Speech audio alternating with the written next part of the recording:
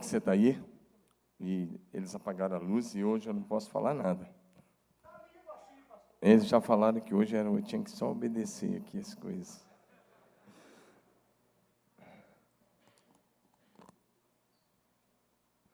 Eu não estou vendo teu rosto, mas acho que você está me vendo e isso é muito importante para a gente conversar. E quero agradecer aos homens desta igreja e os amigos que aqui estão. Quero agradecer a cada um de vocês. Nós começamos esse Ministério de Homens com Propósito em abril de 2002. Esse é o 16º ano. E eu nunca tinha feito uma palestra para os homens. Nunca. Porque nós sempre trouxemos grandes preletores e eu confesso que eu tremi muito na base para estar aqui com vocês hoje. Não que eu não saiba pregar, eu sei, prego toda semana. Esses dias eu viajei para o Japão, obrigado, e preguei 11 vezes em 13 dias. Então, estou muito acostumado a pregar. Mas dar o meu testemunho é bem diferente. Mas eu vou conversar com vocês nos próximos minutos, combinado? Eu quero começar lendo um texto lá de Jeremias, porque eu me identifico muito com esse texto. Livro do profeta Jeremias, capítulo 1, os versículos de 4 a 10. Jeremias 1, de 4 em diante. A mim me veio, pois, a palavra do Senhor, dizendo: antes que eu te formasse no ventre materno, eu te conheci. E antes que saísse da madre, eu te consagrei. E te constituí profeta às nações. Então ele me disse, então lhe disse eu, Senhor Deus, eis que eu não sei falar, porque não passo de uma criança. Mas o Senhor me disse, não digas, não passo de uma criança, porque a todos a quem eu te enviar, tu irás. E tudo quanto eu te disser, falarás. Não temas, pois, diante deles, porque eu sou contigo para te livrar, diz o Senhor. Depois estendeu o Senhor a mão, tocou-me na boca, e o Senhor me disse, eis que ponho na tua boca as minhas palavras. Olha que hoje eu te constituo sobre as nações e sobre os reinos, para arrancares, derribares, para destruíres e arruinares, também para edificares e para plantares. Quero falar sobre esse tema. Eles me deram o tema Conquistando o Impossível. E eu, por minha conta e risco, resolvi fazer uma coisa. Resolvi acrescentar um pouquinho, o poder de uma visão para conquistar o impossível. Porque a gente só conquista o impossível se formos movidos por uma grande visão. Quem não tem visão de futuro é fraco no presente e não atinge os seus objetivos. Por isso, uma grande visão é que vai te levar a conquistar aquilo que parece impossível aos olhos humanos. Esse texto que eu li nos mostra o chamado de um jovem ou de um adolescente chamado Jeremias. Mais tarde, o profeta Jeremias. Esse profeta foi movido desde a sua adolescência ou início de juventude por uma visão. E nessa visão ficou claro que ele era um escolhido de Deus. E por causa dessa visão muito clara e bem definida, ele teve um lindo e maravilhoso ministério. E se tornou um dos principais profetas de Israel. Eu gostaria de pensar nesse versículo dizendo o que me moveu. Em tudo você vai ouvir o que me moveu. Primeiramente foi uma visão celestial. E depois um desejo muito grande de fazer algo relevante para Deus. E de conquistar aquilo que parecia impossível. Como disse na entrada, muitos homens de Deus passaram por aqui. Mas nesses dias, alguns membros da igreja Começaram a dizer: pastor, nós queremos que você fale para os homens. Muitos homens não conhecem a tua história. Os próprios membros da igreja não conhecem. Pastor, nós queremos que você fale. E eles marcaram para julho. E quando eles estavam marcando, eu fui lá e falei: não dá, não está na hora ainda, não está na hora. Mas eu levei umas intimadas deles. E agora eu tomei coragem de falar com vocês. E eu cheguei ali, um dos homens perguntou: e aí? Eu falei: aí que eu estou com frio na barriga. Mas estou aqui com muito temor e tremor. Minha gratidão ao Wagner Biratã, ao Beto Minei, ao Delém, ao pastor Elber, ao Osias, aqui, ao Israel e a todos vocês. Eu vou chamar todos os meus líderes no final para vocês conhecerem nossos líderes de células, líderes de família. Vocês vão conhecer eles aqui no final, porque é um batalhão trabalhando. E eles é que levam essa obra para a glória de Deus. Então, muitos homens já passaram, muitos testemunham, porque são quase 16 anos desse ministério. Ou esse já é o 16º ano. E muitas histórias, muitos testemunhos. Nós começamos a nos reunir lá no São Valley por muitos anos. E depois aqui na Casa do Médico, depois lá na ABB. E agora estamos reunindo aqui para poder comportar todo mundo. Mas hoje eu quero falar sobre isso com você. Meu objetivo é apenas inspirar você a sonhar os sonhos de Deus e a viver para cumprir os propósitos do Senhor para a tua vida e assim conquistar o impossível. Diga amém. Então vamos lá? E é exclusivamente para a glória do nosso Deus. Então quero começar. Primeiro, meu nascimento. Meu pai era um órfão de pai desde a infância. E a mãe dele casou-se com outro homem que o maltratava. Por isso ele saiu de casa muito cedo, aos 16 anos, por aí, e nunca mais voltou. Minha mãe era órfã de pai e de mãe. Meus 3 avós morreram de malária. E a avó, por parte do meu pai, eu nunca conheci. Porque ele mudou de estado e eles também mudaram e perdeu o contato. Foi muito difícil. Eu nasci numa fazenda, no município de uma cidadezinha que você nem vai conseguir localizar nem no Google. Mas eu não conheço essa cidade, fica tranquilo que eu também nunca fui lá. Porque era um município enorme, eu acho que eu nasci, dava uns 200 quilômetros lá do local. Uns 150, eu não sei. Mas eu nasci no município de Lizarda, Tocantins. Hoje, era Goiás na época. Numa fazenda chamada Pedra Grande, dia 11 de fevereiro de 1962. Era um domingo. Minha mãe queria colocar meu nome de Lázaro. Mas a parteira falou: não, Lázaro não fica legal, coloca Domingos. E graças a Deus a minha mãe ouviu a parteira. E meu nome é Domingos.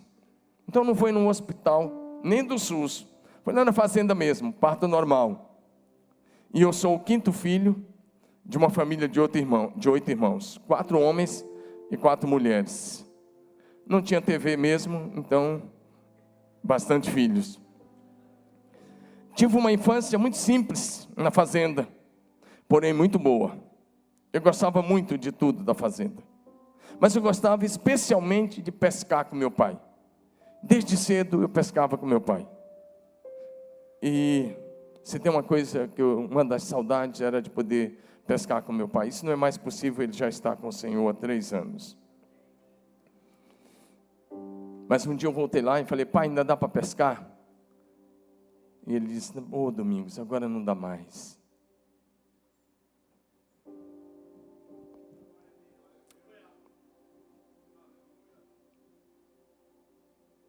Trabalhei desde a infância, muito cedo, ajudando meu pai na roça e com o gado. Meu pai tinha roça e criava gado, bastante gado até. Acordava muito cedo, todos os dias. E isso foi muito saudável. Eu vejo hoje uma série de coisas que se diz no Brasil. Mas nós acordarmos 4 horas da manhã, 5 horas da manhã na fazenda. Mas também dormia às 8 horas. Não tinha TV na fazenda, não tinha nada disso. Não tinha nada, era muito simples. Mas a vida era boa. Eu e uma irmã chamada Maria de Jesus, que é um pouco mais velha que eu. Ela mora lá no Tocantins hoje. Quase morremos na nossa infância. Nós tínhamos uma febre muito forte. No desespero, minha mãe saiu fora e disse: Deus, eu vou perder 2 dos meus filhos. E Deus como que falou com ela? Uma mulher que nem conhecia Deus com ele caminhar, mas só de ouvir falar. Deus disse: faz um chá dessa erva cidreira. Ela fez um chá. E nós que nem levantávamos mais, já estávamos lá jogados. Com aquele chá, com o poder de Deus, nós somos curados. Em nossa primeira fazenda, um padre passava. Uma vez por ano passava o padre. E a nossa fazenda era um lugar que tinha missa. Uma vez por ano. E o que eu conhecia de cristianismo era só aquilo que aquele padre fazia uma vez por ano.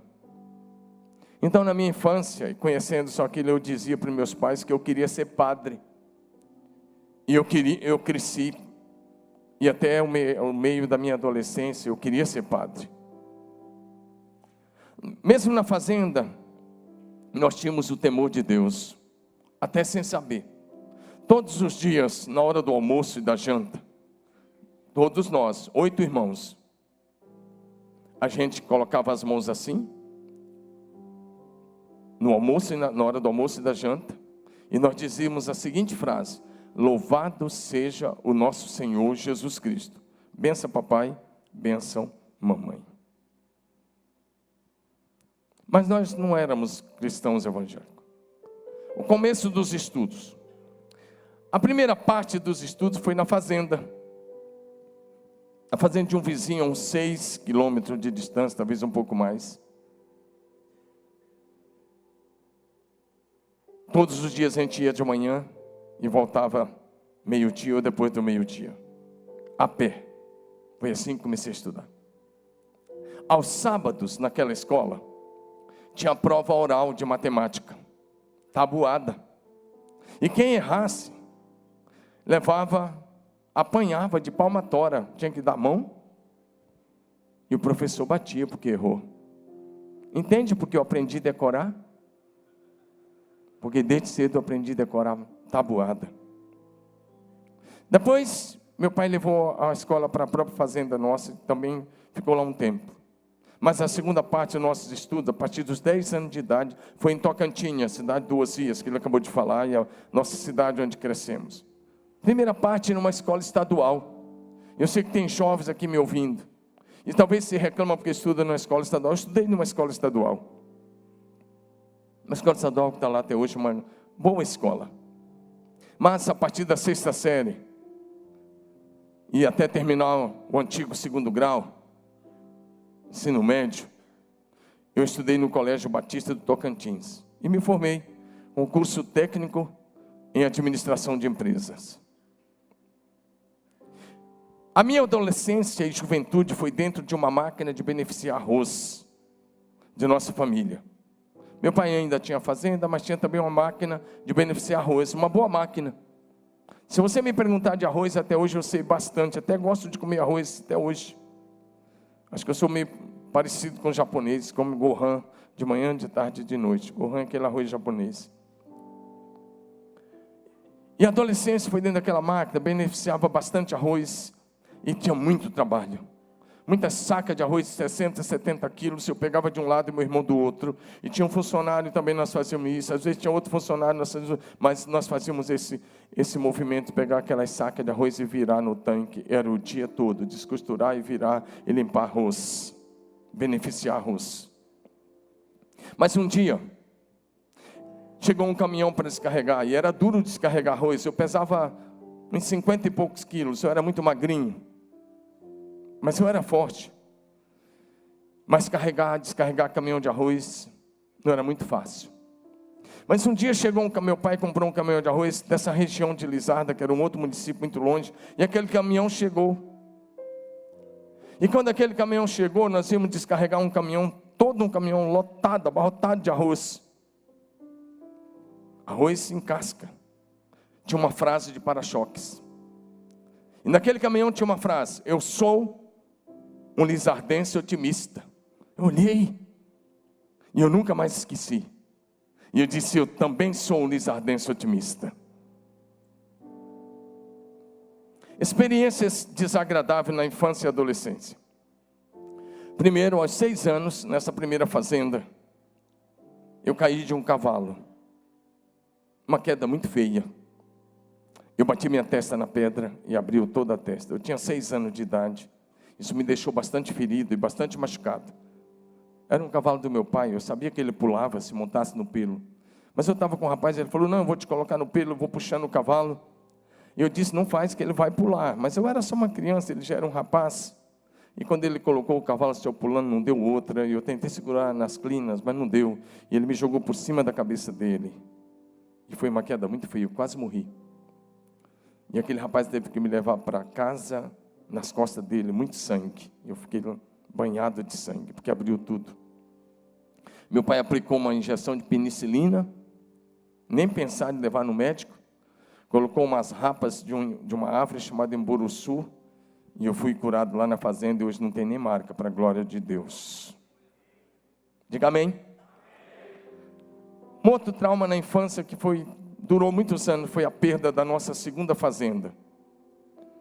Tinha vendido aquela fazenda, tinha comprado outra fazenda, ela ficava a uns 30 quilômetros de uma reserva indígena, dos índios xerentes, lá do Tocantins. Mas, em determinado ano, foram tirar uma reserva indígena, e a nossa fazenda ficou dentro. Era uma fazenda grande. Se fosse aqui em São Paulo, seria uma fazenda de 500 alqueires. Ela era 250 alqueires. Lá é o alqueirão de 48 mil metros. Aqui o alqueire é 24.200 metros. Então se fosse aqui uma fazenda de 500 alqueires, eu gostava demais. Todas as coisas. Especialmente, como eu disse, de pescar. Mas era na beira de um rio também, chamado Rio Sono. Era muito bom. Mas nós perdemos essa fazenda. Era governo militar. E eles tiraram uma reserva indígena de mais de 100 mil alqueires. E mais de 850 fazendeiros perderam as suas fazendas. Meu pai foi um deles. Foi muito triste. Ele comprou uma nova terra, mas nem de longe se parecia com aquela. Não comportava o gado, teve que deixar metade do gado com o pessoal olhando. Vendeu um pouco para comprar a máquina de beneficiar arroz. E ficamos só com uma metade do gado que tínhamos. E tinha muita cobra nessa fazenda. Aos 15 anos de idade, nessa fazenda, eu fui picado por uma cobra venenosa. Eu já tinha visto muitas cobras, já tinha fugido de alguns. Mas naquele dia eu fui de surpresa, a cobra picou o meu pé esquerdo, bem no tornozelo. Eu fui levado para o hospital em Miracema e fiquei internado 5 dias. Muito difíceis naqueles dias, muita dor de cabeça. O veneno ganha corrente sanguínea e vai até a cabeça, e muita dor de cabeça. Muitas injeções durante o dia, 4 ou 5. Mas quando eu estava no hospital, minha mãe foi até a Igreja Batista de Tocantins, uma quarta-feira, e pediu oração para os crentes. E quando saí do hospital, ela me disse, eu fui na igreja. As missionárias, os crentes oraram por você. Eu já estudava no Colégio Batista, mas eu não era convertido. E eu fiquei grato, pensando assim, puxa, os crentes oraram por mim e eu não morri. Porque naquela época, muitas pessoas lá naquela região morriam picadas de cobra. Essa cobra que me picou, às vezes ela matava, e às vezes necrosava aquela região, e toda aquela musculatura caía. A pessoa tinha que fazer muito enxerto. Porque eu mesmo tinha um vizinho que, do joelho para baixo, tudo necrosou e perdeu toda a musculatura. Ele teve que fazer muita cirurgia de implante para repor aquela parte, até o pé todo. E ele nunca mais andou direito. Eu sabia das consequências. Mas os crentes oraram. E olha de uma coisa, sabe de uma coisa? A cobra morreu. Mas eu estou aqui para a glória de Deus. Como eu disse, naquela época muitas pessoas morriam picadas de cobra. Ou às vezes ficavam com sequelas. Nesse período, eu tinha perdido um bom amigo. Eu tinha alguns amigos. Eu tinha 3 bons amigos. Eu tinha muitos amigos, mas 3 eram bem chegados. E esse rapaz, que era goleiro de um timezinho que a gente jogava. Eu nunca fui bom de bola, sempre fui perna de pau. Mas eu jogava lá, não tinha nada de profissional, era só de amigos. Time de várzea. E o goleiro do time, um dia, ele chegou da aula, ele gostava de caçar preá. Preá é um roedorzinho pequeno da família das cutias. E ele foi caçar um preá. O cachorro latiu perto de um cupim. Ele pensou que era um preá. Quando ele foi chegando perto, a cobra pulou nele, nessa altura do braço esquerdo. A irmã dele era enfermeira desse hospital, enfermeira padrão. Mas aquele meu amigo, infelizmente, tinha alergia ao soro antiofídico. 24 horas depois eu estava no velório dele. Foi muito triste. Muito triste. E agora eu estava picado de cobra. Eu sabia das consequências. Eu estava internado no mesmo hospital. Eu sabia que eu precisava de um milagre. Mas eu não conhecia Jesus. Os crentes oraram, eu fui curado. Mas, quando saímos do hospital, como eu não vivia uma fé evangélica, apesar da minha mãe gostar dos evangélicos, a minha mãe me levou num benzedor. Tinha um benzedor lá. E as pessoas eram cheias de crendices, e minha mãe me levou no benzedor. Ele amarrou uma aliança da minha mãe, com um cordão vermelho na minha perna, que disse que era para eu sem andar ainda. Fiquei mais de uma semana sem andar, com sair do hospital. A minha perna estava muito inchada ainda, muito inchada. E fiquei 40 dias com aquilo, para vocês verem o tamanho da cegueira que a gente ainda vivia. Uma outra experiência desagradável, porque nessa época, logo depois, meu pai se tornou alcoólatra. Ele passou a fazer 3 coisas erradas que pode destruir qualquer família: beber muito, jogar cartas e se prostituir com outras mulheres. Mas o maior problema era a bebida. Muitas vezes eu fui buscar meu pai bêbado na rua. Às vezes um amigo dizia: Domingos, seu pai está bêbado lá no lugar tal. E eu ia lá, pegava ele, segurava embaixo do braço, metia meu ombro embaixo do braço dele, ele vinha caindo por cima de mim, e eu levava ele até em casa, ele chegava, ele deitava. Especialmente nos finais de semana. Ele sempre foi um homem muito trabalhador, muito, e muito bom. Ele tirava, se fosse necessário, a roupa do corpo para dar para as pessoas, mas o vício do álcool o dominou por muitos anos. Mas dos 68 anos em diante, ele nunca mais bebeu. Ele viveu 20 anos sem tomar nada e sem beber nada. Depois que ele teve um encontro com Jesus, ele morreu salvo. A outra coisa que enumerar, a minha conversão a Jesus. Eu estou construindo alguma coisa para te dizer no final.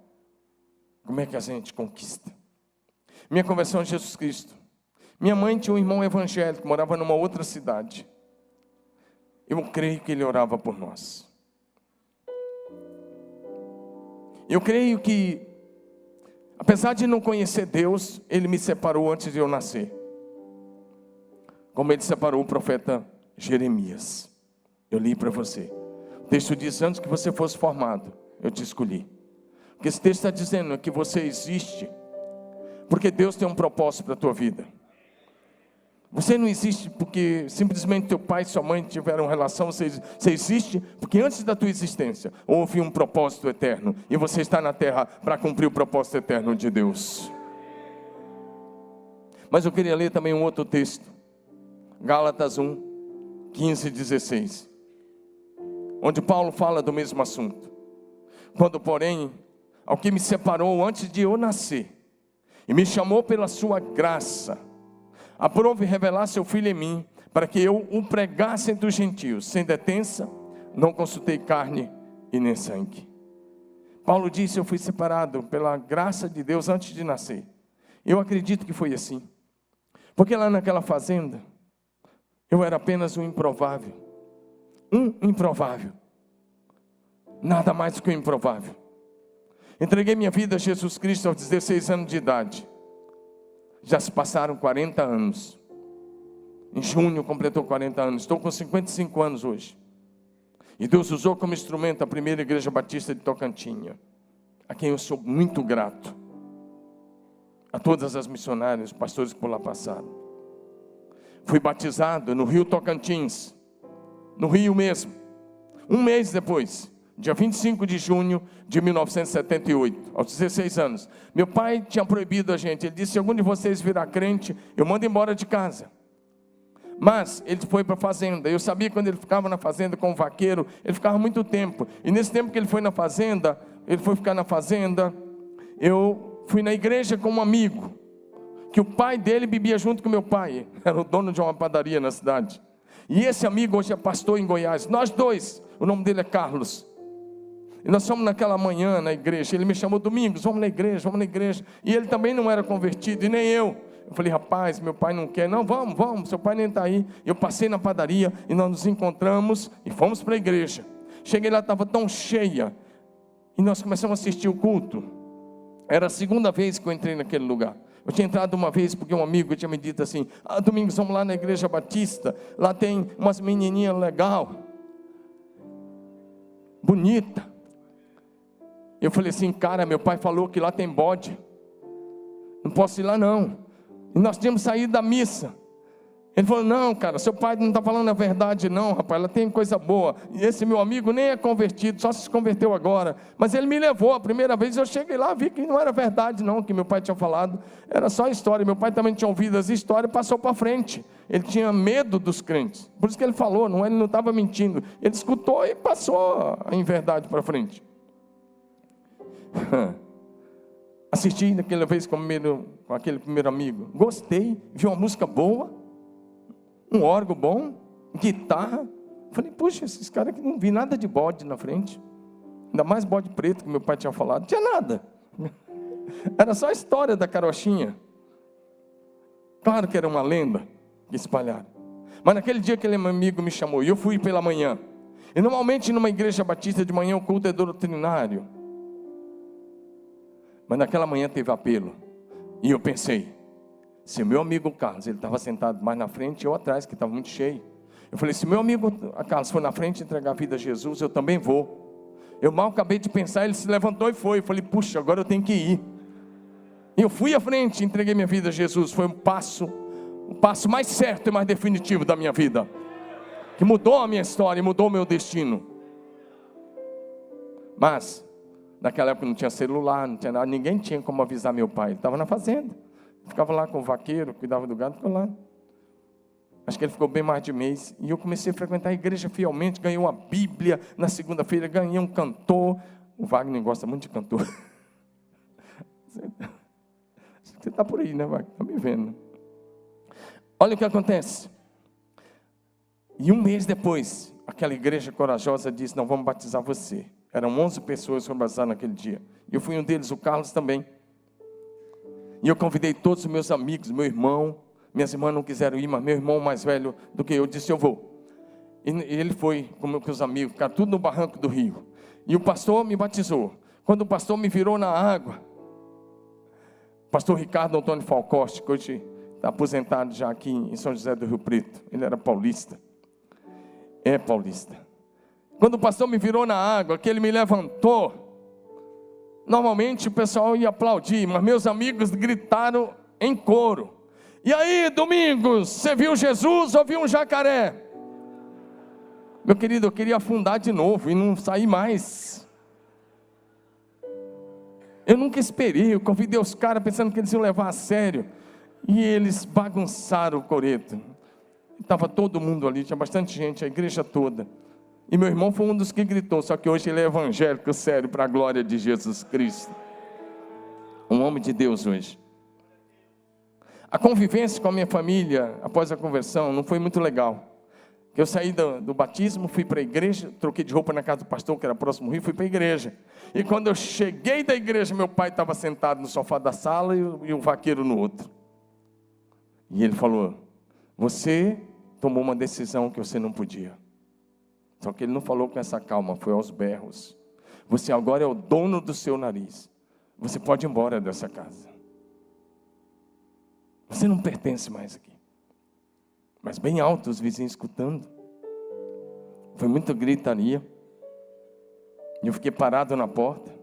Ele disse: você é o dono do seu nariz, você não podia fazer isso. Eu avisei que você não podia. Só que agora eu já estava batizado. A minha mãe interviu.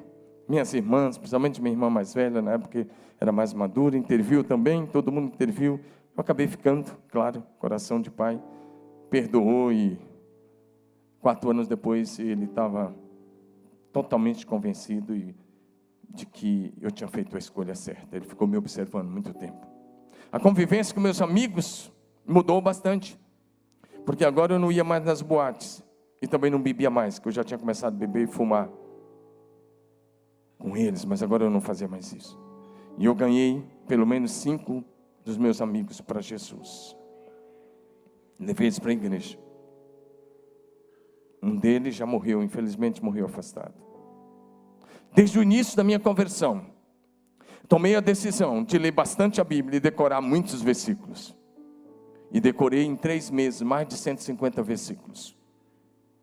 Muitos deles que eu sei de cor até hoje. Meu envolvimento com a igreja local, trabalhei na igreja com jovens, cultos dos lares. Muitas vezes tinha culto em nossa casa. E eu pedia muitas cadeiras emprestadas na rua toda, eu conhecia todo mundo. Eu pegava muita cadeira e colocava na porta da nossa casa até na rua. Passava pouco carro mesmo, era uma rua simples. Eu colocava as cadeiras em volta e as missionárias vinham, tocavam acordeon e cantavam hinos e pregavam o evangelho. Fiz muitas viagens de apoio às congregações, aos pontos de pregação da igreja. Me envolvi de cabeça. Fazia tudo o que o pastor pedia, que a liderança pedia. 6. Obediência à vocação pastoral e à formação acadêmica. Quando terminei o curso técnico de administração de empresa, meu pai tinha outros sonhos para mim. Ele queria que eu fosse fazer algumas outras coisas. E eu também tinha alguns sonhos. Eu queria entrar nessa área de administração de empresas, queria me especializar nisso. Mas eu estava assistindo um culto um dia. E de repente a missionária que me ganhou para Jesus, Dona Margarida Lemos Gonçalves, estava pregando. E ela começou a dizer: os missionários estão ficando velhos. Olha para os meus cabelos, estão ficando brancos. Olha para a Dona Beatriz, cabelos brancos. Quem vai dar continuidade? Quem vai dar a continuidade que nós estamos fazendo? Eu me levantei e eu fui à frente e disse: eu vou dar continuidade. Isso era contra toda a minha família, porque até então não tinha ninguém batizado. Eu terminei aquele curso, fui para Brasília um pouco, voltei e fui para o seminário. Primeiro eu estava matriculado no seminário no Rio de Janeiro. Seminário que é conhecido no meio batista como Teológico Batista do Sul. E eu estava matriculado na cidade do Rio de Janeiro. Mas o meu pastor disse: Domingos, eu vou ser o novo diretor do Seminário Teológico Batista do Tocantins. Numa cidadezinha pequena chamada Carolina. Um seminário antigo, tinha funcionado dezenas e dezenas de anos, mas tinha parado, tinha ficado fechado, agora ia reabrir, ele ia ser o novo diretor. Ele disse: eu quero que você vá comigo. Eu falei: pastor, o que é isso? Trocar o Rio de Janeiro por Carolina? Ele disse: eu quero que você vá comigo. Eu lutei um pouco, relutei. Eu estava com a minha mala pronta para ir para o Rio. Os cadernos dentro da mala. Era na semana da viagem. Eu só não tinha comprado ainda a passagem. A própria cunhada dele estava indo para o Rio de Janeiro. Mas ele disse: Domingos, eu quero que você vá comigo. E eu tomei a decisão de obedecer o meu pastor. Foi a melhor decisão que eu tomei naquele dia. Eu fui no caminhão da mudança do meu pastor. Eu fui junto com o motorista. Eu obedeci meu pastor. O nome dele era Jeremias Alves Evangelista. Eu já sou muito amigo ainda dos filhos dele. Um deles, o pastor Tércio, lá em Porto Alegre. E da viúva que mora no Rio de Janeiro. Atos 20, 24 diz: porém nada considero a vida preciosa para mim mesmo, contanto que complete com alegria minha carreira e o ministério que recebi do Senhor Jesus, para dar testemunho do Evangelho da graça de Deus. Eu só existo para dar testemunho do Evangelho da graça de Deus. O dia que isso não for mais possível, eu não quero mais continuar na terra. Verdade. Morei no Seminário Teológico Batista do Tocantins durante 4 anos. De fevereiro de 1984 a dezembro de 1987. Não foi fácil. Não foi fácil. As aulas eram das 7 horas da manhã, meio-dia, 5 horas aula. Eu trabalhei na Escola Batista para completar a renda para pagar o seminário. Eu dirigia uma igreja no final de semana. Eu trabalhava no seminário, na horta. Alguns horários sobravam, eu tinha que ajudar na horta. Os seminaristas todos tinham que ajudar. Às vezes cortando a grama. Lavava e passava as minhas roupas. E tinha um estilo de vida muito simples. Eu que sempre na máquina de beneficiar arroz, sempre pegava algum dinheiro. Eu só saía na rua se eu tivesse algum dinheiro. Agora naqueles anos de seminário, sabe qual era meu lanche da tarde? A maioria das vezes nada. E muitas vezes banana e farinha. Foi assim que eu estudei. A história é bonita depois de escrita, mas foi assim. Orava todos os dias, 2 horas por dia. Das 5 horas da manhã às 6 horas. E das 23 à meia-noite, todos os dias. 2 horas de oração cravada por dia. Levava meus estudos muito a sério. No final do 4º ano, para minha surpresa, eu não sabia, não fiz isso para ganhar nada. Eu ganhei como o aluno que tirou as melhores notas durante os 4 anos de seminário. Minha média, na maioria absoluta das matérias, foi acima de 9 e em muitas delas 10. Eu não voltava para casa nas férias. Muitos alunos voltavam, eu não voltava, eu precisava trabalhar. E eu trabalhava nas igrejas, projetos missionários, para ganhar algum dinheiro para comprar um sapato, uma roupa. Eu voltei uma única vez no Natal. E nunca mais. O trabalho prático com as igrejas locais desde o 1º ano de seminário me trouxe boas experiências. No 1º ano, eu trabalhei numa pequena cidade chamada Babassulândia, dirigindo a igreja. O pastor só me dava o dinheiro da passagem. Se eu comprasse um pão, um bolo, um lanche, não dava para pagar a passagem. Era 150 quilômetros para ir, 150 para voltar. Estrada de chão. Chão. E às vezes o ônibus atolava. No 2º e 3º ano eu trabalhei na cidade de Imperatriz, dirigindo uma congregação no bairro de São Salvador. E no 3º ano, eu viajava 650 quilômetros toda sexta e 650 quilômetros toda segunda, de domingo para segunda. Eu saía de Carolina sexta-feira, 1h da tarde depois das aulas, chegava em Araguaína, cruzava, pegava o ônibus às 5 da tarde, saía de Goiás, atravessava o Rio Araguaia, Conceição do Araguaia, Rio Maria, Conceição do Araguaia, Redenção, Rio Maria, Xinguara, uma cidade de garimpo, e já um pouco perto da região da Serra Pelada, uma cidade violenta. E eu chegava lá 4 horas da manhã. Aquele ônibus que levava saco de arroz, de milho, gente fumando, todo mundo fumava no ônibus, quem não fumava era só eu. Pouca gente não fumava. Aquele ônibus levava tudo. Parte da estrada de asfalto e muitas vezes asfalto quebrado, esburacado, o chão. Eu chegava às 4 da manhã e eu não podia ir para casa que eu me hospedava, porque eu corria risco de morte. Era uma cidade de garimpo, tinha muita morte. Uma cidade que tinha uns 15 mil habitantes. É naquela região do Xingu, quase. No final de semana, eu então viajava para cuidar das igrejas. Domingo à noite, quando acabava o culto, eu pegava o ônibus. Eu saía da igreja para pegar o ônibus, fazia 650 quilômetros de volta, nesse trajeto. Era muito cansativo. Mas Deus usou tanto ali. Eu fui usado por Deus para unir 2 igrejas que estavam divididas. A primeira e a segunda.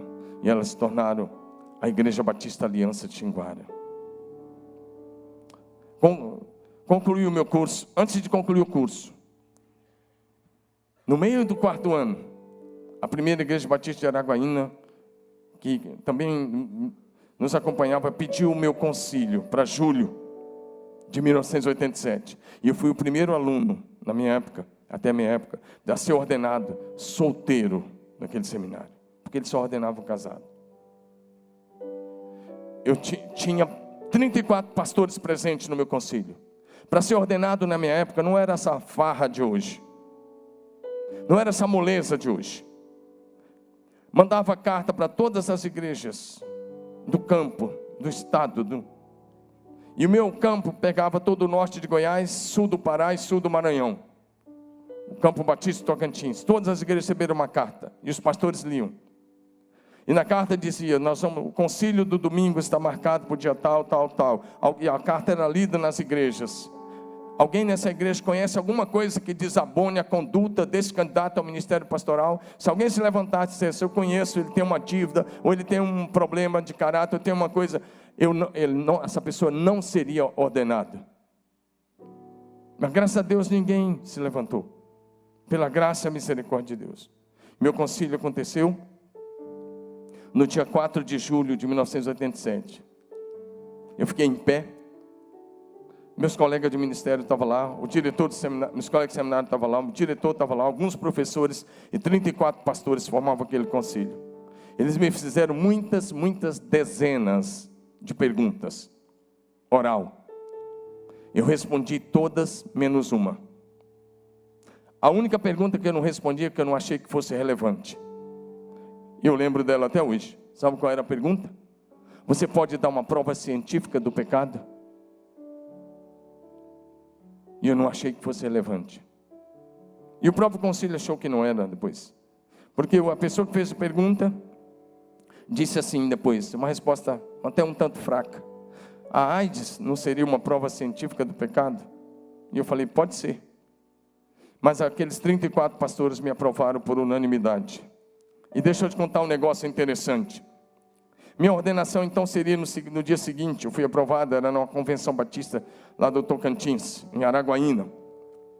Mas aquele concílio escolheu para fazer a oração de ordenação, o homem que ia botar a mão na minha cabeça, os outros ficam em volta, o homem que ia botar a mão na minha cabeça, escolheu um nome que eu não queria, porque aquele homem, aquele pastor, era ligado a uma organização secreta, que eu já não concordava desde aquela época, e até hoje mantenho a mesma postura. E ele era dessa organização secreta. E eu sabia. Ele tinha dado aula para mim. Eu chamei um colega, Valmir, eu estava hospedado na casa dele em Araguaína. E fomos, quando acabou o concílio, era 1h da manhã. Mas nós voltamos para casa e falei, Valmir, vamos orar, porque eu não aceito que aquele homem, ligado àquela organização, coloque as mãos na minha cabeça. E nós fomos para o quintal, tinha uns pés de coqueiro, e tinha terra mesmo. Nós nos ajoelhamos na terra e começamos a dizer, Deus, muda isso. Deus, eu não aceito que aquele homem ligado a essa organização coloque as mãos dele sobre a minha cabeça. Eu não quero, eu não aceito. Eu quero que seja o pastor fulano de tal. E eu disse o nome para Deus, nome completo. Imagina isso. O concílio acabou 1h da manhã, tinha começado às 9 e pouco da noite, acho que 9h30, foi até 1h da manhã, e era de madrugada, nós estávamos orando naquele quintal. Eu e o Valmir, ele é pastor em Curitiba hoje, um grande amigo, pastor Valmir. Estive lá semana passada. Nós nos ajoelhamos, eu recordei isso com ele. Deus, não permita isso. Sabe o que aconteceu? Naquela madrugada, aquele pastor ligado àquela organização secreta, enquanto nós orávamos, ele passou mal, ele teve uma disenteria brava, ele foi parar no hospital e ele ficou vários dias internado no hospital. Diga amém. Aquele pastor quase morreu. Depois ele morreu mesmo, alguns anos depois. Em nosso tempo de oração naquela madrugada, foi muito tempo, eu dormi muito pouco, porque a ordenação seria 9h da manhã do dia seguinte. Eu citei um nome para Deus, do pastor que eu queria que orasse. E quando eu cheguei lá, o meu diretor, sem saber de nada, sabia que eu gostava daquele outro pastor de lá. Não que eu fazia exceção, mas o meu diretor olhou para mim e disse, Domingos, eu não sei o que vocês fizeram, mas o velhinho adoeceu e está no hospital. Que ia orar. E agora o concílio indicou um novo nome, pastor Afonso Ligório de Lima, o nome que nós tínhamos falado na oração. Dá um glória a Jesus aí.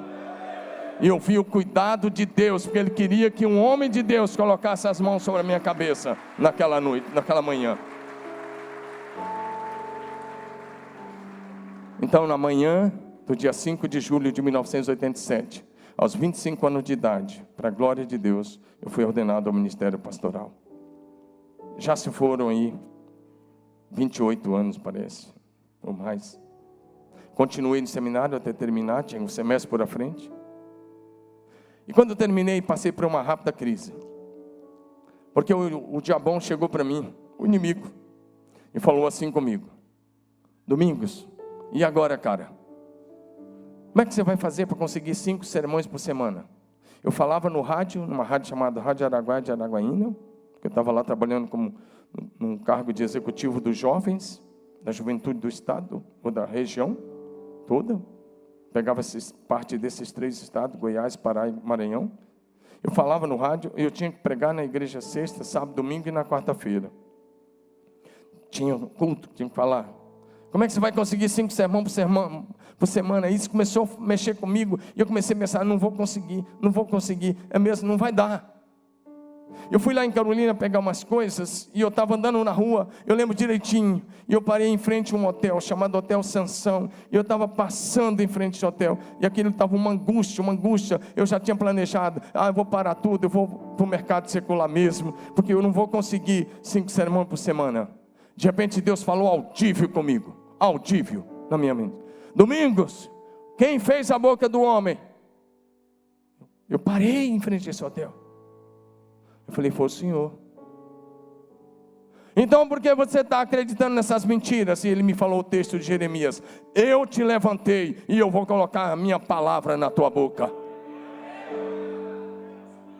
Meu querido, eu parei e eu apontei o dedo para algum lugar assim. Eu falei, Satanás, você tem razão. Por mim mesmo eu não consigo pregar os 5 sermões. Eu falei alto, parecia louco, estava sozinho. Falei, Satanás, você tem razão.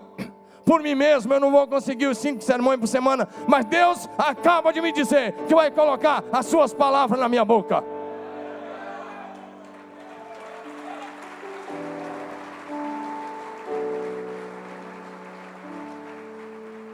E Deus é fiel, a palavra nunca faltou. Eu oro e fico diante de Deus, e a palavra borbulha. E muitas vezes eu uso um esboço, mas é só o esqueleto, porque eu dependo da inspiração do Espírito Santo, e Ele é fiel.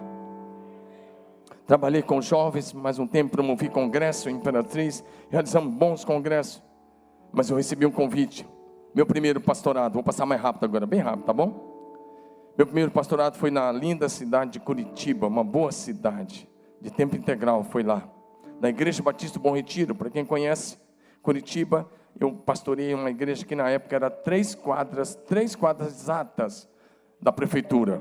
Você tem a prefeitura de Curitiba, a primeira rua na paralelo é a Mateus Leme, a segunda é a Nilo Peçanha e a terceira é Domingos Nascimento. Eu morava nessa rua e pastoreava na rua Domingos Nascimento e pregava de domingo. Diga amém. Eu fiquei quase 7 anos lá, de 1988 até dezembro de 1994. E eu recebi um convite para Brasília, outro para cá. E eu comecei a orar. E aí acabei vindo para cá, eu já te conto isso. Experiências marcantes. Primeiro, meu casamento, no dia 7 de janeiro de 1989. Deixa eu te contar. Você quer uma experiência de fé, jovem, para escolher? Primeiro você tem que orar e ser íntimo de Deus. Sabe como é que eu conheci a minha esposa? Um dia eu estava olhando uma revista evangélica chamada A Pátria para Cristo, e eu vi uma foto de uma moça magrinha que estava construindo um templo na cidade de Charqueadas, a 45 km de Porto Alegre. Ela é uma carioca que era missionária lá no Rio Grande do Sul. Eu tinha lido um livro chamado A Quarta Dimensão, e eu tinha escrito as características da mulher que eu queria, da esposa que eu queria. E uma das coisas, eu coloquei uma série de coisas, mas uma das coisas é que ela tivesse uma boa experiência, porque eu não precisava, se eu casasse com uma menininha, eu tinha 25 anos quando fui ordenado, e se eu casasse com uma menininha novinha, eu quebrava meu ministério. Eu precisava de alguém com uma boa experiência. E quando eu olhei aquela mocinha magrinha, e estava lá, não tinha endereço, não tinha telefone, não tinha nada, mas eu coloquei meu dedo na foto, esse dedo aqui, que a terra não vai comer, porque eu vou ser arrebatado. E aí, eu coloquei esse dedo lá, em cima da foto, e falei, eu vou casar com essa moça. Eu ainda estava no seminário, era o 2º semestre, e eu já era pastor. Meu colega de quarto, ele é pastor lá em Palmas, um amigão meu, fantástico, o nome dele é Jorge. Ele me deu uma bronca, ele falou, você está louco, cara, você está louco, é mais uma das tuas loucuras, você é louco, cara, você é louco. Eu falei, você vai ser convidado para o casamento. E 1 ano e meio depois eu convidei ele para o casamento.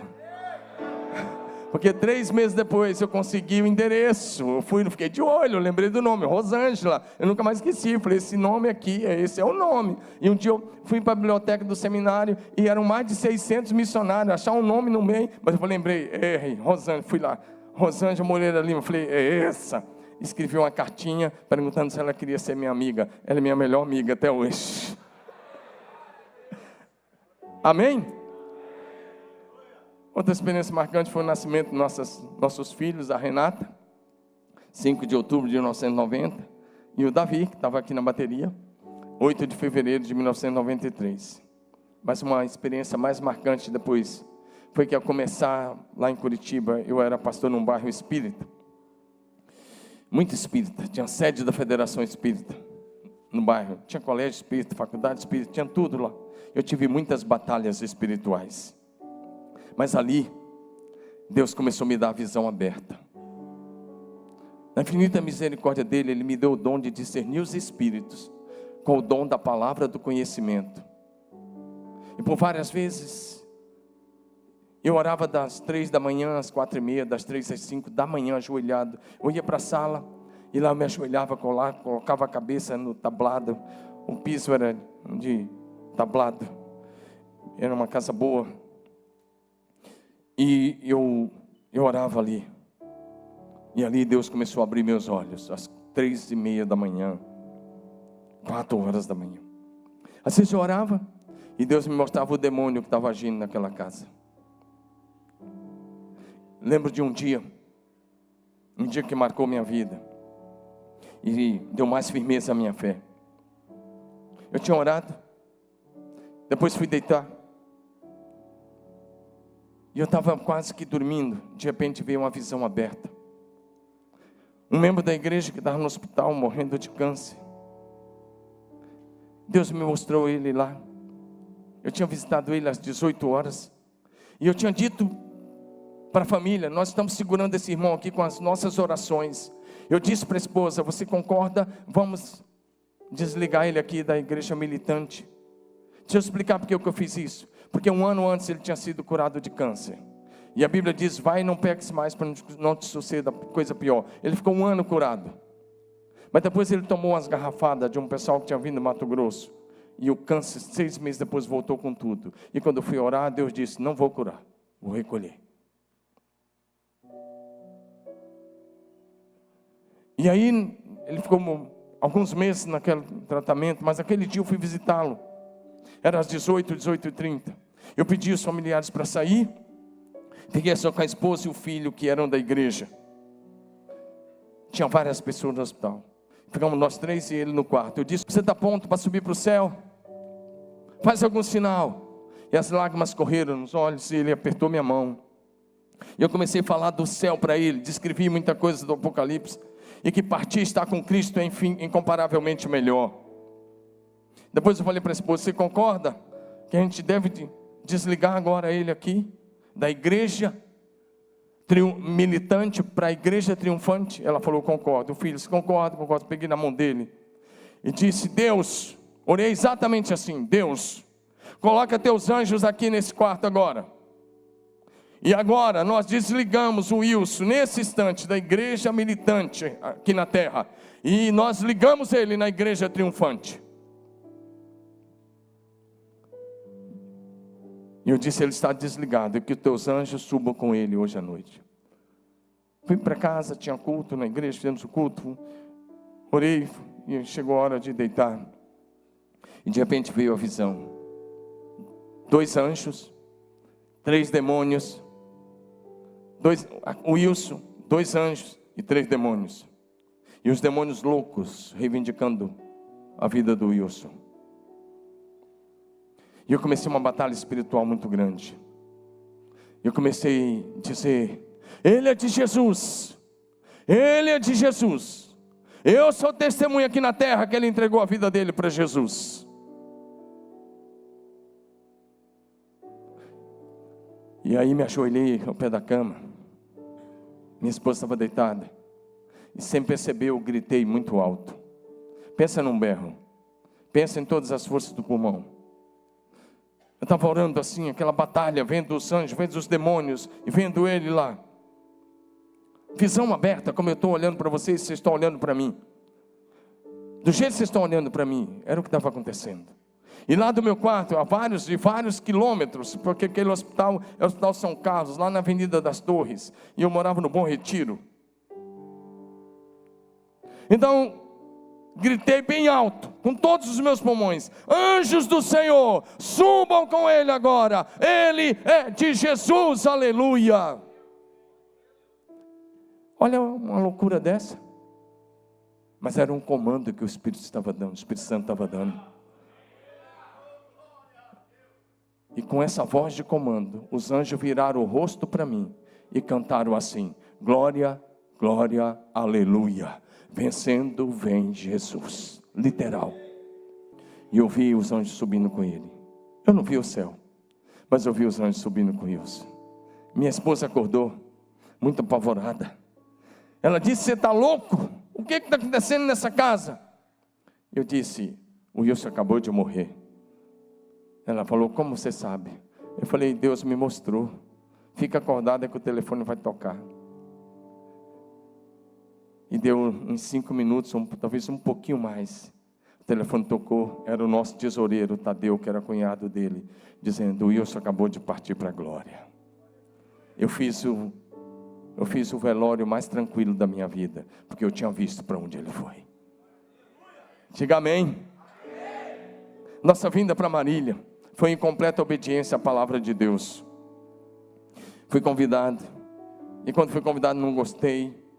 Eu morava em Curitiba, mas eu não gostei, não fui da cidade. Eu achei a igreja bastante conservadora. Eu estou vendo gente aqui que era da época, o Silas, faz assim, Silas. Silão era da época, e tem outros aí. Mas a igreja era bastante conservadora. Mas eu fui orar, e quando eu fui orar, eu queria escolher Brasília, porque eu estava convidado para uma igreja em Brasília. Metade da minha família morava em Brasília, e quase a metade ainda mora lá ainda. Outra metade no Tocantins. Eu queria estar perto da minha família.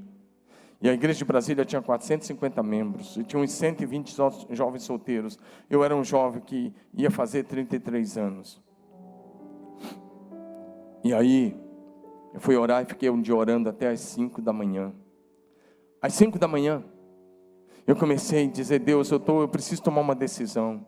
Eu já tinha me demitido, eu tinha entregue uma carta no começo do mês, entregando que eu ia sair, mas eu não sabia para onde ir. Mas às 5 da manhã orando, a noite toda era 5 da manhã, eu estava orando, na cozinha. Eu falei: bom, eu vou fazer, não vai fazer isso que eu fiz não, tá? Foi só uma experiência, não serve de base. Mas eu fiz. Eu lembrei que na Bíblia tinha coisa de lança-sorte, eu falei: eu vou fazer isso. Peguei a agenda, rasguei, escrevi 4 papéis. Brasília, Marília, continuar no Bom Retiro e um em branco. Que fosse em branco era nenhuma do lugar, porque a igreja de Bom Retiro queria muito que eu ficasse. Eu pedi a minha demissão, e por unanimidade eles queriam que eu ficasse. Eles insistiram muito para eu ficar. É uma igreja linda, uma igreja família até hoje. E eu falei: o papel que sair na oração, eu com os olhos fechados, escrevi os nomes. O papel que sair eu vou. Joguei Marília. Eu falei: não estou acreditando. Falei: vou fazer uma segunda vez. Marília. Eu falei: não é brincadeira, Deus, você está de brincadeira. Por favor, me perdoa, só uma terceira vez. E eu ajeitei as coisas, minha carne queria Brasília a todo custo. E eu ia pegar o papel de Brasília. E Deus sabia. E eu vi um antebraço com uma mão. E pegou o papel de Brasília e fez assim. De verdade. Um anjo estava ali. Ele puxou o papel. Marília. Naquela hora eu escrevi a carta. Eu amanheci o dia, eu escrevi a carta dizendo que eu vinha. E naquela hora Deus me disse o que ia acontecer. E Ele me mostrou o que ia acontecer. Ele me mostrou a multidão que ia vir. E Ele me mostrou que Ele ia mudar a história. E Ele me mostrou o tipo de louvor que ia acontecer. E eu escrevi. Eu estou aceitando porque Deus vai mudar a história dessa igreja.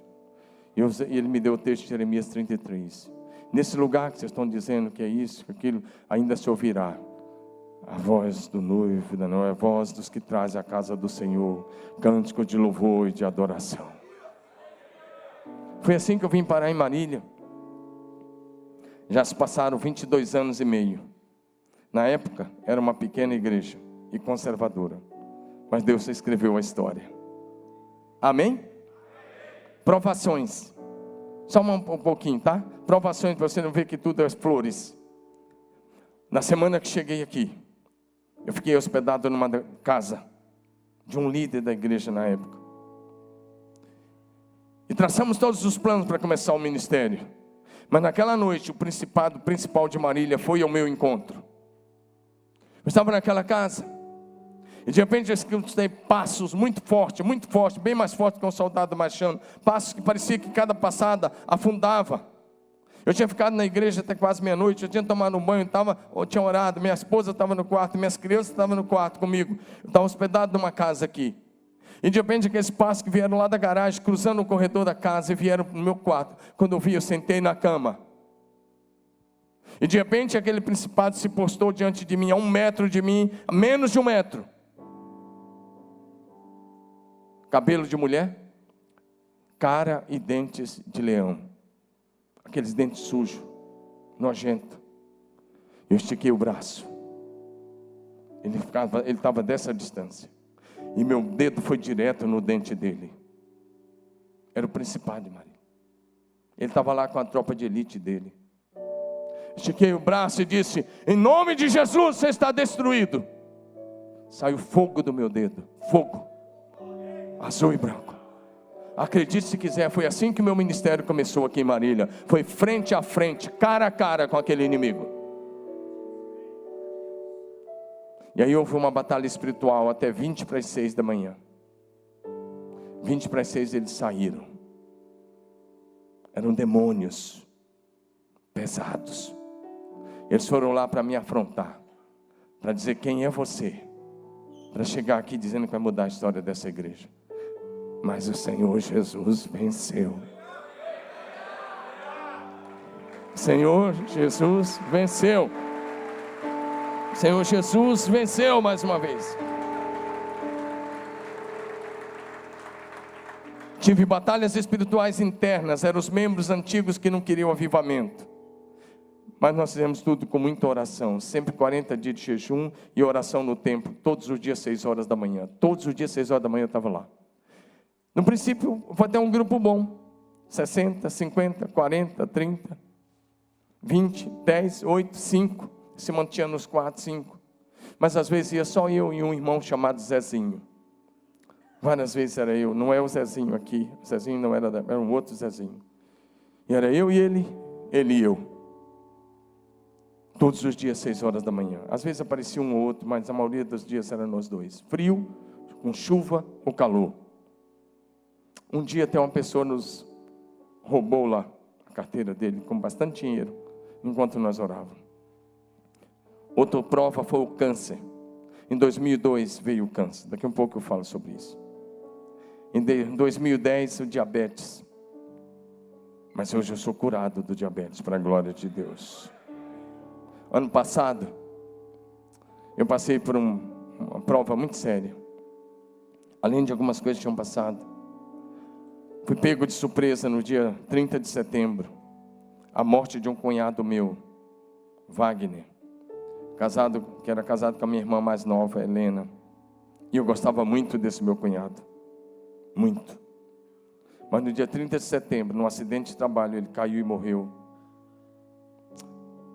Essa semana mesmo eu recebi uma mensagem da minha irmã. Eu nem tive coragem de responder porque eu não tinha palavra para dizer. Ela dizendo da falta que ele faz. Ele era um homem de Deus. Tinha passado a noite na vigília de oração. Mas naquele sábado, ele se foi. Eu já tenho muitos amigos lá.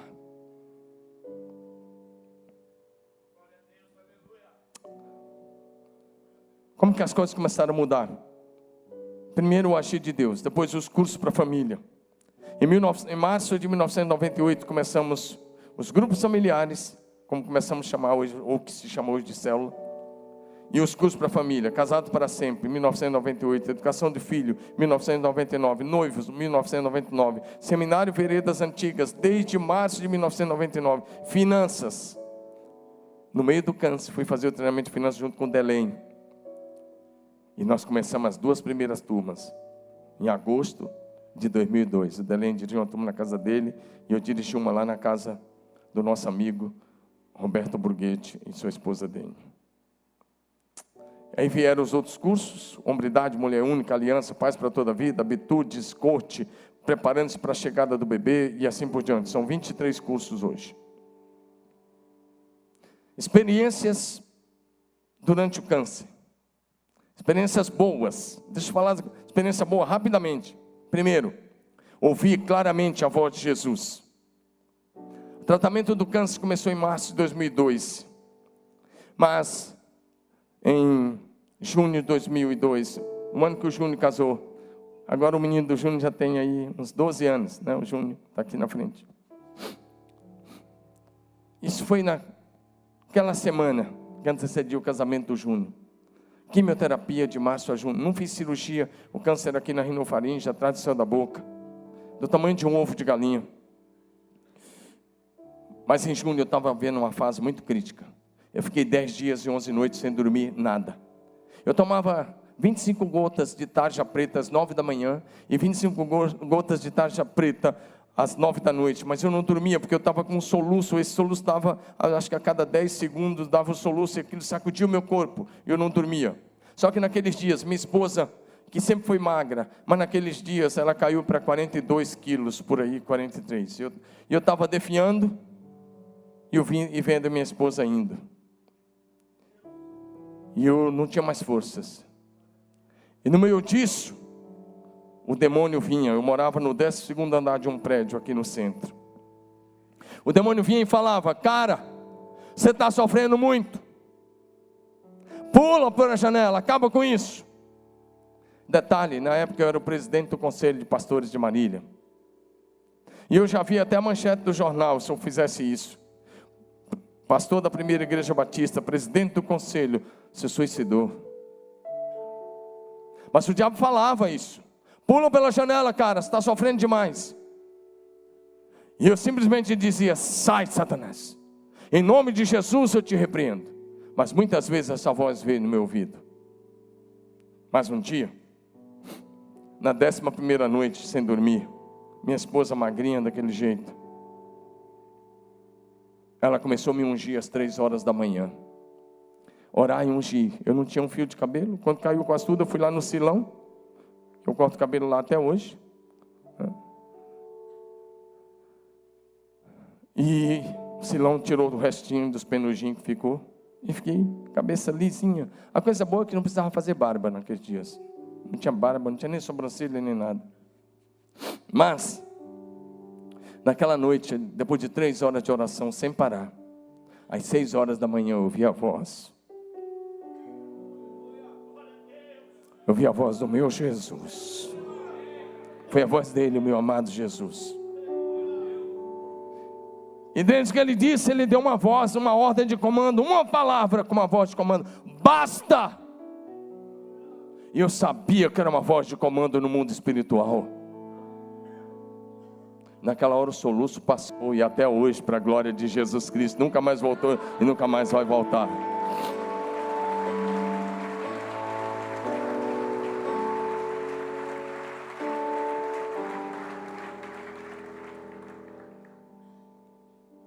Naquela semana eu me levantei e fiz o casamento do Júnior, que ninguém esperava que fosse lá. Mas em outubro daquele ano, já na reta final do tratamento, que eu fiz o tratamento aqui em Jaú, a reta final foi lá no Sírio-Libanês. Eu era o único pobre fazendo tratamento do Sírio-Libanês, lá só tinha rico. Eu vi o Sarney assim de perto, a Rosiana, a mulher do Sarney na época, e o pobrezinho estava lá. Pobre, falta de dinheiro, mas rico da graça de Deus, diga amém. Eu fui lá. O tratamento custava 9, 10 mil por semana, eu não ficava dentro. A minha esposa alugou um flat, aliás, uma família daqui alugou um flat em frente ao Sírio, em frente, só atravessar o rio, a rua entrava no Sírio. Eu passava o dia no Sírio e umas 10 da noite ia para o flat. Mas rapidamente, um dia, o vice-presidente da igreja hoje é o Delém, na época era um homem chamado Daniel, ele está aqui até hoje, Daniel Simões. Ontem mesmo falei com ele, ele é o líder de aliança, Daniel Simões Aline. Ele era o vice-presidente, eu sou muito grato a Deus pela vida de Daniel. Ele disse: pastor, eu posso pedir uma oferta para a igreja? Porque quando eu fui fazer o tratamento de câncer, eu disse: Deus, eu não quero nada da igreja. Eu não quero nem o dinheiro do caixa da igreja, nem uma moeda. Me permita fazer isso. E meu tratamento, a parte que foi paga lá, foi minha família do Tocantins, minha família de Brasília, um amigo do Mato Grosso e alguns amigos daqui. Fizeram isso espontaneamente. Mas naquela noite, ele me pediu para fazer. Eu falei: tudo bem, depois do dízimo e depois que eu pregar. E você sabe como é que acontece. Teve o dízimo, teve a minha pregação. Eu já vou encerrar, querido. E eu entreguei o microfone, porque eu fiz o tratamento todo pregando. Eu usava uma máscara de dentista, colocava uma espuma nova, higienizava o microfone, por causa da imunidade muito baixa. Naquela noite, quando eu entreguei o microfone, o encerramento do culto, ele foi lá, levantou uma oferta. E ele pegou a oferta e levou para mim. Do jeito que entrou lá, com cheque, com dinheiro. E um dos cheques era do Delém. Eu sei até hoje o valor, mas claro que eu não vou expor. E era um valor alto para a época. Até hoje é um bom valor. Mas imagina isso em 2002. Mas fui para São Paulo segunda-feira, de ônibus. O tratamento era diário. E na sexta tardinha nós estávamos voltando, Expresso de Prata, para cá do Rodoserve. Quando entra para Botucatu, era umas 18 horas, horário de verão, e o sol estava brilhando ainda. E eu comecei a orar, nome por nome, das pessoas que eu sabia que tinha me ofertado. Para cada uma eu pedia: Deus, dá 100 vezes mais do que essa pessoa ofertou. 100 vezes mais, 100 vezes mais, 100 vezes mais. Quando chegou na vez do Delém, da Meire, eu disse: Deus, ele já tem uma casa em Marília, ele tem uma boa empresa em Marília, estava começando, mas já era boa. E eu disse: Deus, ele tem uma casa lá em Jundiaí, eu sabia porque ele me contou. Deus, ele tem um bom carro. Deus, dá um filho a ele. Dá uma criança a eles. Comecei a orar. De repente a visão aberta veio. E eu vi a Meire dando banho numa linda menina. Minha esposa estava dormindo do lado, eu cutuquei ela. O Delém e a Meire vão ser pais. Ela falou: como? Eu falei: Deus acabou de mostrar. Mas fiquei quieto, não contamos para ninguém. Voltamos para São Paulo, voltamos para Marília. Acho que voltamos para São Paulo de novo, voltamos para Marília. Eu estou aqui em novembro. Eu não sei que dia de novembro, se era começo, se era fim. Eu não sei precisar essa data, porque não prestei atenção. E o Delém chegou no balcão da igreja, nem era naquela casa, era do lado da 9 de julho. E estava lá minha secretária, a Regina, estava o pastor Carlos, que é pastor da igreja aqui. E o Delém chegou, ficou no balcão. Tinha um balcãozinho assim, a gente do lado de dentro e ele do lado de fora. Eu vi que ele estava muito triste, eu perguntei o que era. E ele falou: a Meire está grávida, mas não tem segurança de que vai ter o bebê. Ele já tinha passado por um problema de aborto. Eu nem falei nada com o Delém, falei assim: Regina, liga para a Meire. Ela ligou. A Meire atendeu. E aí eu entendi que a visão não era para mim, era para a Meire. A Meire atendeu, e quando ela atendeu, eu disse: Meire, tudo bem? Ela falou alguma coisa. Ela estava muito preocupada. E eu disse: Meire, eu já brinquei com você com assuntos sérios? Ela falou: não. Pois bem, Meire, você tem a notícia do médico, ele falou. E é verdade que o médico te falou. Mas eu tenho uma visão de Deus para te contar. E eu contei isso para ela: você vai ser mãe, e é uma linda menina. E eu disse o sexo: é uma menina. E o Delém estava escutando eu falar com a mulher dele. Estava ali. O Carlos estava vendo, e o Delém estava vendo, e a Regina estava vendo. Depois eu orei. E falei depois: Meire, qual verdade vai dirigir sua vida? O que o médico falou ou o que Deus falou? Ela disse: o que Deus falou, pastor. Meu querido, você não sabe o que aconteceu nos meses seguintes. Porque o demônio vinha, de vez em quando falava: se nascer menino, falso profeta. Se não nascer, falso profeta. Só que chegou março.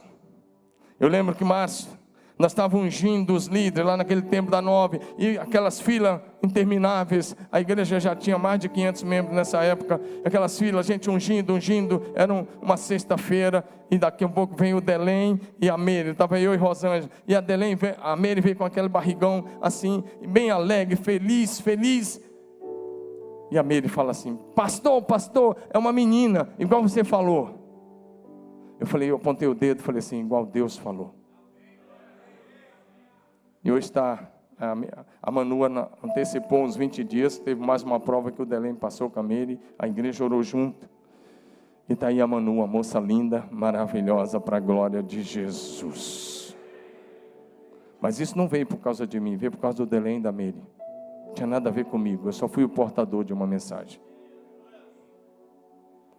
Deixa eu caminhar para o encerramento, para a gente orar. Mas naquele período do câncer, se você está passando por uma prova, escute isso. Um dia eu perguntei para um médico, muito amigo, foi eu que perguntei. Eu disse, quais são minhas chances? Quanto tempo você acha que eu tenho? Ele ficou muito constrangido. Eu falei, você é meu amigo e eu sou pastor. Eu lido sem nenhum problema com a morte. Quanto tempo você acha que eu tenho? E aquele médico falou, curte bem os teus filhos nos próximos 2 ou 3 meses. Porque se não houver um milagre, um abraço. Era uma manhã, 7h30 da manhã. Eu já tinha tirado o sangue, já tinha feito os exames. E eu disse, vai haver um milagre. E o milagre está aqui diante de você para dizer que Jesus Cristo de Nazaré cura câncer hoje. Jesus cura câncer hoje.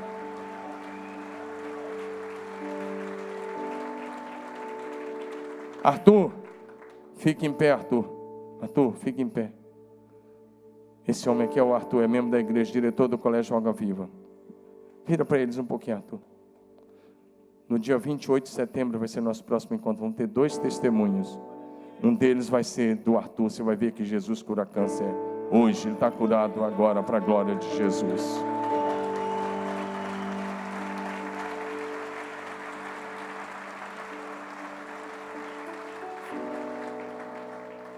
Não paramos nada por causa do câncer. Começamos esse ministério em abril de 2002, no meio do câncer. Eu não pude ir porque tinha feito quimioterapia pesada na quarta. E era na quinta já naquela. Mas eu fiz a ordem do culto. Entreguei para os homens, disse, vão lá. E eles foram. O primeiro preletor foi um homem chamado Haroldo Silva, que traduziu Casado para Sempre, Veredas Antigas, Educação de Filhos, e muito dos finanças e muitos cursos. Já está na glória. Ministério, vieram os ministérios de homens, de mulheres. Mulheres com propósito, abertura da 7ª Igreja Batista, gravação de um CD. Quando chegou perto da gravação, era aquele mês de junho. Sabia que a igreja gravou um CD ao vivo, Israel? Um CD ao vivo. O David não queria gravar, porque ele estava constrangido. Eu fui lá e falei, David, vai gravar. Um soldado está ferido, mas a batalha continua. Peguei o microfone, fiz a abertura da gravação, fui embora. E eles gravaram em junho de 2002. Diga amém. Mas em junho de 2002, tem mais uma coisa que eu quero te contar, rapidamente. Em junho de 2002, a Câmara Municipal de Marília, que tinha 21 vereadores, não era 13, eram 21. 13 são agora. Projeto de um vereador, sem eu saber, não me comunicaram nada. Decidiu por unanimidade de votos, me ofereceu o título de cidadão mariliense. Então marcaram um dia para ir lá em casa, para comunicar. E mês de julho, por ali, eles foram lá em casa. Acho que foram 12 vereadores, mas o secretário da Câmara da época. Minha esposa fez um bom lanche, bastante salgadinho, bastante coisa, eles comeram e tal. Deram aquelas palavras todas, falaram, nós, por unanimidade, você é o primeiro caso que não pediu, que não sabia e que não teve nenhuma rejeição. Por unanimidade, os 21 vereadores, você é o primeiro caso que teve unanimidade na história da Câmara até aqui. Voltou a dar o título a você de cidadão mariliense. E eu peguei a palavra. Quando eles terminaram de falar, eu falei, agradeço muito o esforço de vocês, terem feito a assembleia, ter votado, tudo. Mas eu não aceito. Eu já sou cidadão mariliense de coração. Mas se eu aceitar o título de vocês, eu não vou ter nada para receber no céu. Eu quero deixar meus títulos para o céu. E eu disse para aqueles vereadores, eu só sou uma voz nessa cidade, clamando às famílias dessa cidade, que se arrependam. Eles saíram dali. Eu não sei se eles estavam envergonhados, tristes ou decepcionados. Mas eu também fui o primeiro caso, teve unanimidade, o primeiro caso que rejeitei o título. Porque eu não busco o favor dos homens, não busco a riqueza dos homens dessa terra, mas eu busco a vida dos homens dessa terra para Jesus Cristo de Nazaré.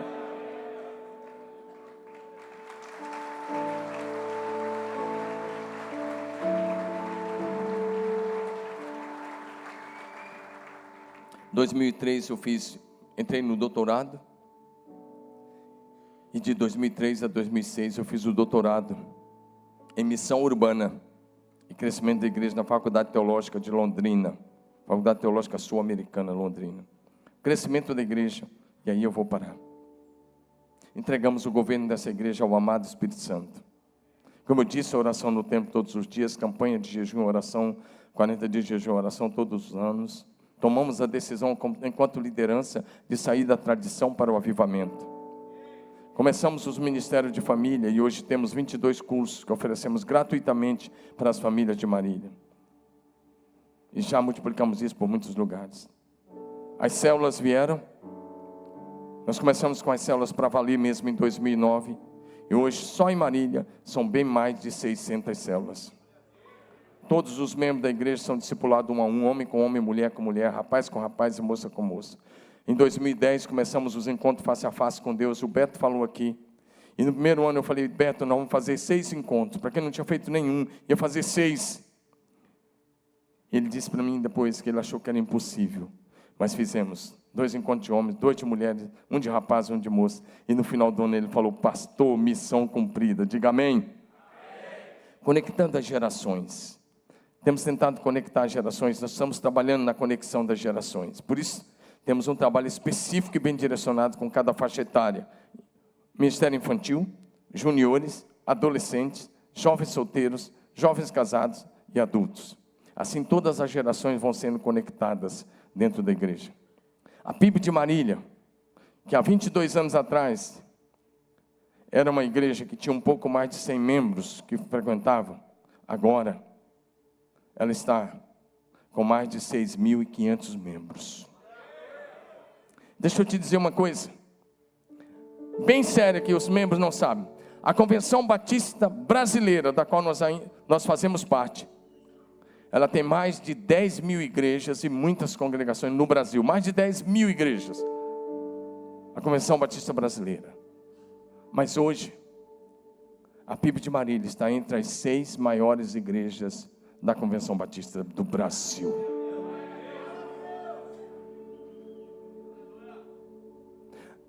Preste atenção para o garotinho da fazenda Pedra Grande, o que Deus está fazendo, porque Ele pode fazer muito mais através de você. Você pode conquistar o impossível. Parecia impossível, mas essa igreja hoje está entre as 6, ela não é a 6ª, ela é a 4ª ou a 5ª. E eu vou te dizer uma coisa, dentro de poucos anos, ela vai ser a 3ª maior igreja batista do Brasil. Ela vai ficar entre as 3 maiores. Pouco tempo, escuta o que eu estou te dizendo. Eu vou te dar a estatística. Para uma cidade do interior. E além disso, nós temos 18 extensões no Brasil e fora do Brasil. Diga amém. Amém. Temos missionário em muitas nações. Muitas nações. Do Chile ao Japão, África, Alemanha e outros lugares. E Deus foi muito misericordioso. Eu já fui ao Japão 13 vezes por causa da pregação do Evangelho. Jordânia, o Iraque. Eu fui ao Iraque no meio da guerra. Quando eu fui ao Iraque em 2008, eu sabia que podia não voltar. Então eu dei um beijo na minha esposa, nos meus filhos. E falei para ela, se eu não voltar, você cuide das crianças. Mas eu vi tanta coisa linda no Iraque. É um país que eu amei. Quero voltar um dia, se a guerra parar, se as coisas pararem. Eu vi uma igreja verdadeira e eu vi grandes milagres. E Deus já me levou a tantos países, acho que foram 22 ao todo, por causa da pregação do Evangelho. Não é legal o garotinho da Pedra Grande? Ação social, essa igreja é conhecida na cidade por aquilo que ela oferece. Milhares de quilos todos os meses. Ajuda hospitais. Ajuda em cirurgia de muitos irmãos. Só cirurgia de redução do estômago, pagamos 5 cirurgias integral. na média de 20 mil cada cirurgia. Ajudamos tanto e continuamos ajudando tanta gente. E influenciando o Brasil e as nações, criamos a Semana de Imersão de Igreja em Células, na visão do discipulado a um. Pastores do Brasil e de muitas nações têm vindo. Em novembro teremos a próxima. De 2011 para cá, escute essa, mais de 10 mil pastores e líderes já estiveram sentados aí nessa cadeira onde você está. 5 vezes ao ano ou 4 vezes nós fazemos a semana de imersão, recebendo a média, às vezes, de 1.200 pastores por imersão, pastores e líderes, do Brasil e das nações, até da Alemanha já tivemos, da África, do Chile, Venezuela, Paraguai, Uruguai, Argentina e de muitos outros lugares. Nunca cobramos um real de inscrição, fazemos tudo de graça. Hospedamos muitos gratuitamente e oferecemos gratuitamente alimentação para os primeiros 300 que se inscrevem. E para a gente fechar, a visão continua. Em novembro de 2013, compramos uma área ali próximo ao Shopping Aquário, de 82 mil metros quadrados. Nosso primeiro prédio está levantado, pronto para entrar com a estrutura metálica. É o centro de convivência da família cristã. Teremos lá uma casa de oração, teremos um grande colégio chamado Vida Plena, teremos um seminário, teremos a abertura de uma escola para jovens das nações, que começará em fevereiro de 2020. Nós vamos treinar milhares e milhares de jovens. Nossa visão da imersão é continuar, porque nós vamos treinar 100 mil pastores e líderes do Brasil e das nações. Nós vamos receber os jovens, eles vão vir em Marília, eles vão ficar 2 anos conosco ou 3 anos, e vão voltar para ser bênção nas suas nações, nas mais diferentes áreas. É uma escola de profetas e avivalistas, trilingue, em inglês, português e espanhol. Estamos com alguns livros prontos e vamos lançar daqui a uns 4 meses pela Editora Vida.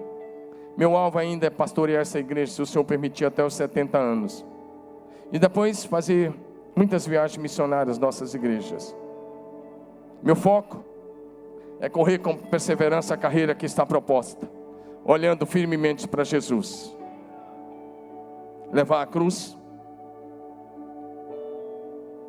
e num dia trocá-la por uma coroa. Prosseguir para o alvo, porque ainda não alcancei o que eu espero alcançar. Eu não penso numa igreja com 10 mil membros em Marília. Eu penso numa igreja com 10 mil células em Marília. E nós vamos abrir 100 igrejas nos próximos 15 anos. Já temos 18. E isso é só o começo, porque o melhor está para vir.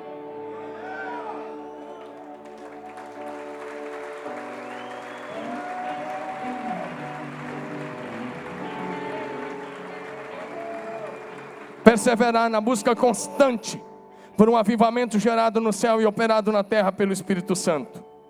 Investir 90% do tempo, dos recursos e das energias na visão que Deus nos deu. Discipular e formar bem o meu sucessor. Eu quero um dia poder passar o cajado e o microfone para alguém que com certeza Deus já tem no coração dele.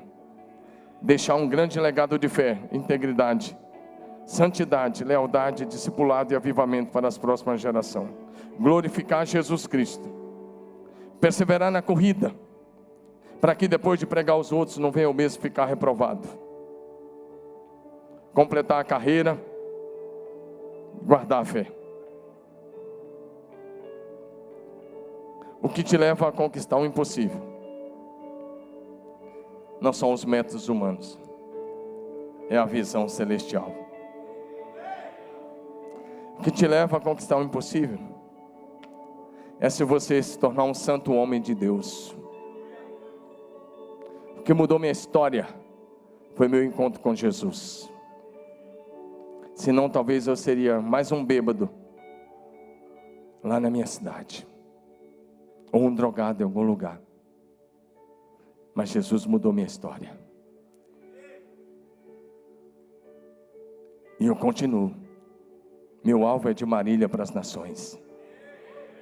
nós vamos ter igreja em todas as nações, de todos os continentes, para a glória de Jesus. Foi Jesus quem fez isso. A Ele a honra, a glória, o louvor e toda a adoração. Eu quero convidar você a ficar em pé.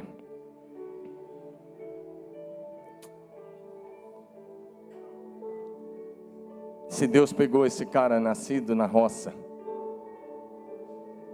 e tem me levado a pregar nas nações, e tem feito esse ministério acontecer, isso que você conhece aqui em Marília, a igreja que você está, é uma conquista daquilo que parecia impossível aos olhos da própria igreja e para muita gente, mas isso é ainda só o começo. O melhor ainda está para acontecer. Dias melhores virão. Uma nova história.